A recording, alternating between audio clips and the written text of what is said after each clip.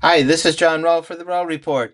Today is Tuesday, September 16, 2025, and yesterday we had the big Arab-Islamic Summit, which I'm calling the Big Huff and Puff.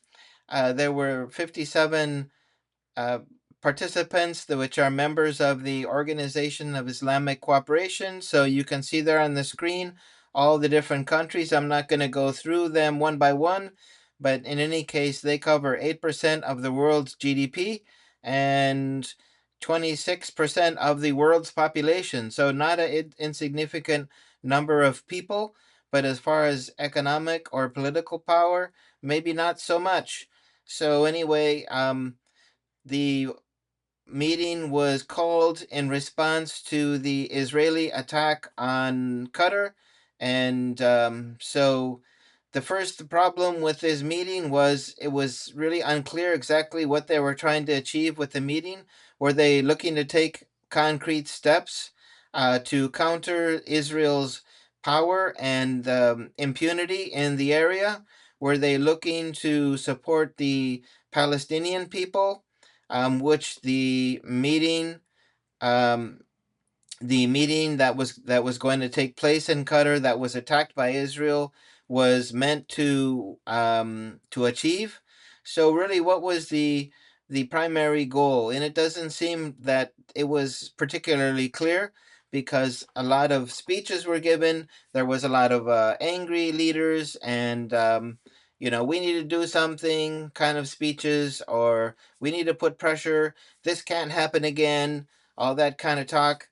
So all that went on, and unfortunately, as I mentioned, very little was achieved after they got together. And despite the fact that one of their member countries was attacked, and it seemed like this is going to be a total act of impunity, because the United States certainly is reassuring Israel of its support and unconditional support of Israel.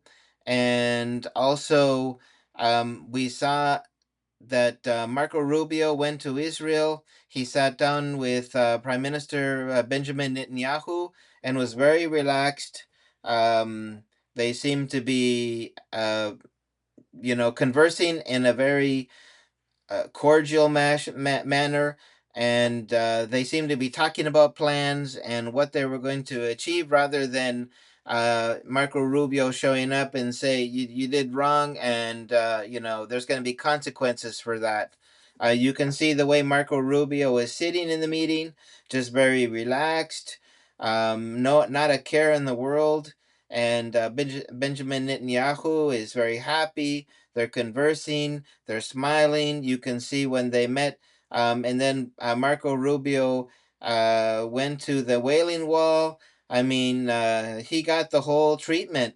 It didn't seem like he went over there to chew anyone out, to say they were going to be pulling support from Israel. And then we have Marco Rubio going to Qatar, and you can see he's kind of tense. His posture when he's sitting down, meeting with the emir, is, it kind of aggressive. He's sitting there, hunched over, not in the position like he was when he was meeting with Benjamin Netanyahu. He's leaned forward.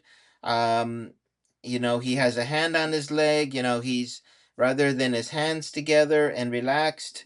You can see that he was trying to take a dominant role, and that basically we're here to tell you how things are and you need to accept that.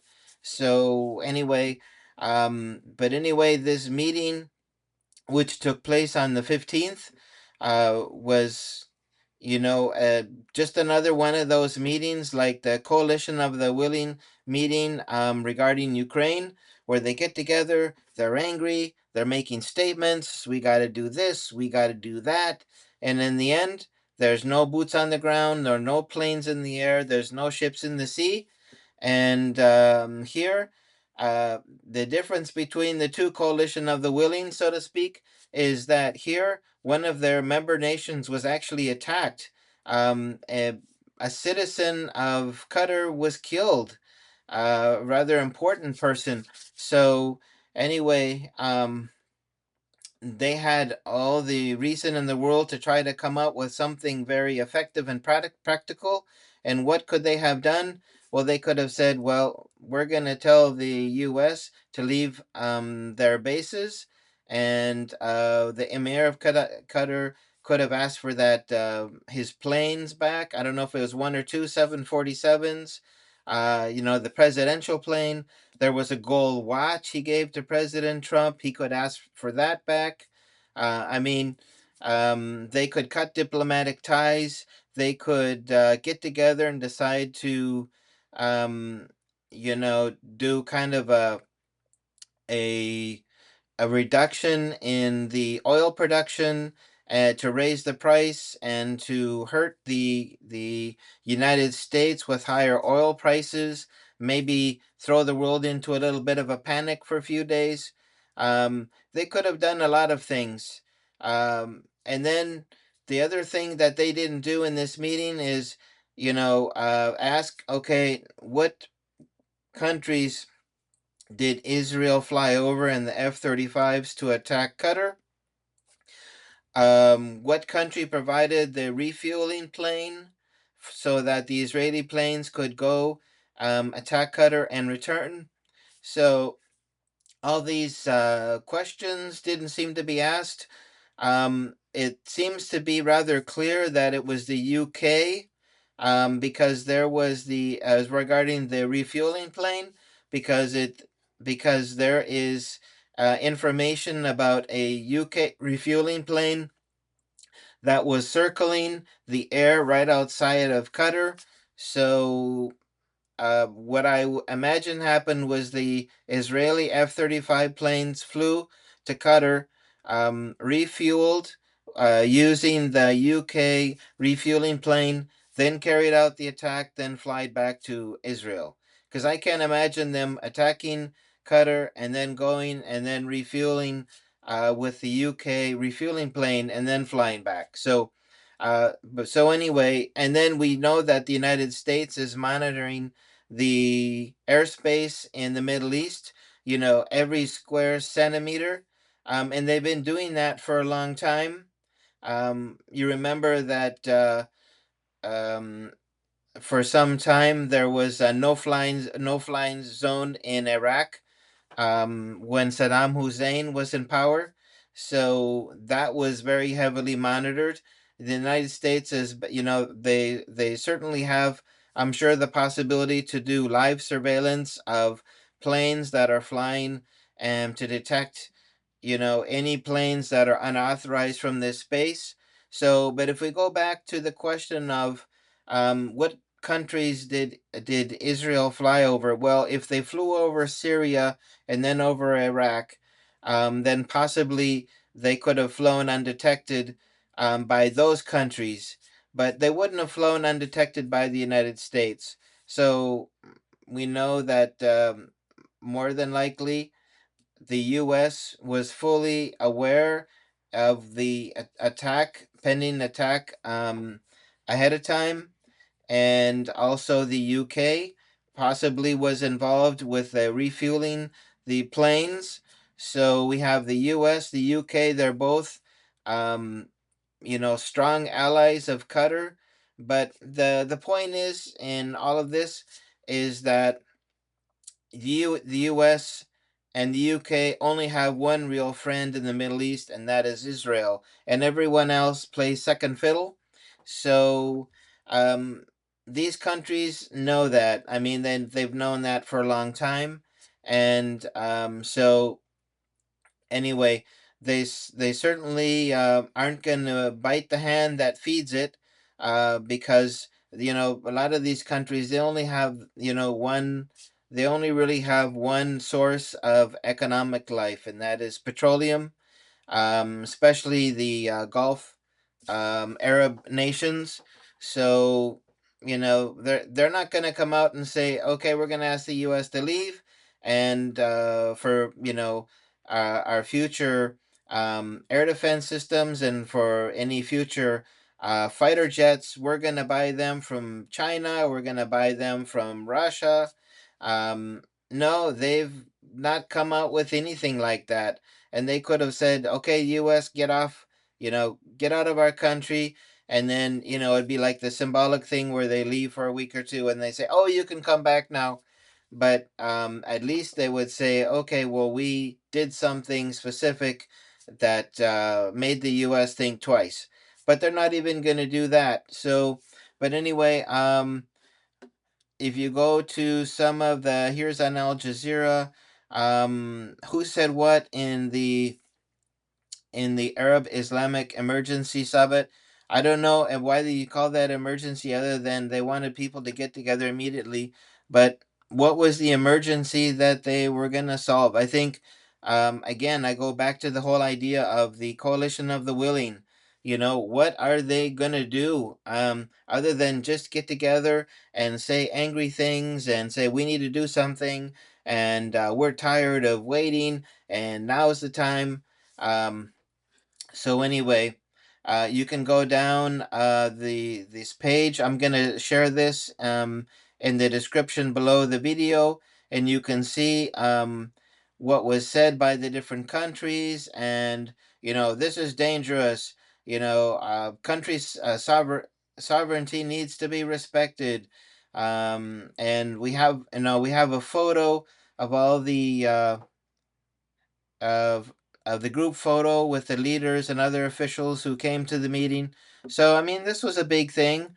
Um, and now I'm going to get into what actually was achieved by the meeting.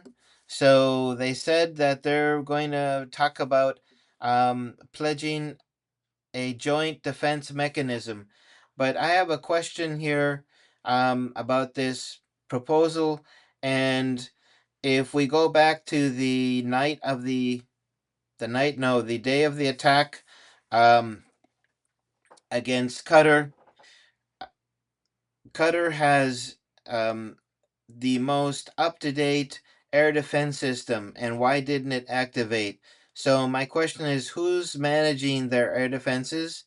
And who makes the final decision on whether they're defended or not. So if this is all in the power of the United States and they're not going to challenge the United States on any issue, so this measure what they're talking about, a joint defense mechanism between Bahrain, Kuwait, Oman, Qatar, Saudi Arabia, and the United Arab Emirates, that seems to be dead in the water, DOA from the get go.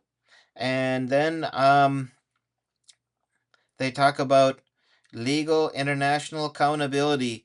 Well, they've been talking about accountability for Israel for as long as I can remember, and there's no accountability.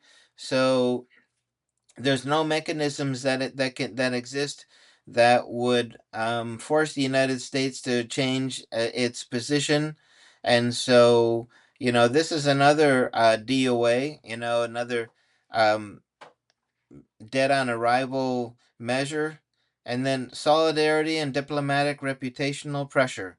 So solidarity, well, that's probably maybe the best summary um, of this summit was that they showed solidarity. They got together, they talked, they let loose on what they wanted to say. Everybody heard them.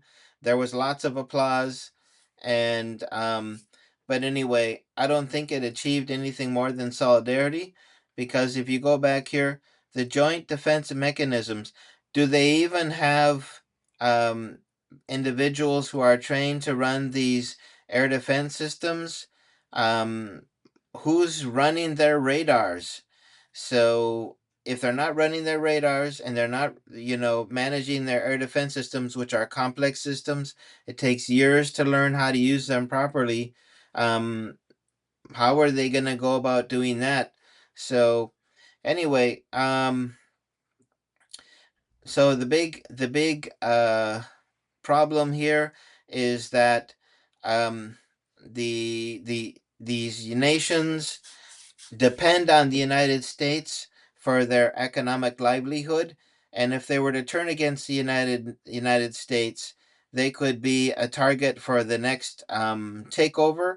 So, by not going after the United States for what we know was their foreknowledge and participation in this attack, um, then they're basically protecting themselves and maintaining themselves in power. And so uh, I don't think we're going to see any action come out of these meetings. This will be another one of those coalition of the willing meetings where they get together, say lots of angry things. Nothing really concrete is decided upon. And at the end, they get together and they talk about the next meeting. So that's basically a coalition of the willing meeting. And that's what I think this whole Arab Islamic summit was about. So anyway, that is my report for today. If you like this video, please hit the like button. If you have a comment to make, please make that below. I hope you can subscribe to support independent journalism. I'll continue to make more videos, so please come back for the next one. Take care. Bye-bye.